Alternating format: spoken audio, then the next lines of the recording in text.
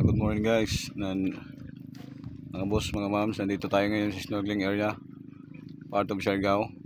So kung makikita nyo mga boss, mga moms, yung guest ko nandun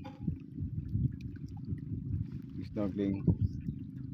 So yung guest ko nga pala guys, taga Britannia yun, from British. So anim sila guys na snorkeling. First destination namin to ngayon. So ang second destination namin is sa Naked Island. So pinabayaan ko na lang muna, siguro around 20 minutes. So alis na kami dito.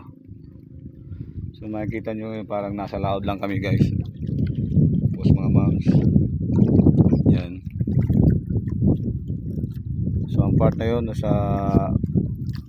yung malaking island doon, so yun ang Daco Island. So nandito kami sa laod, nag-snorkeling.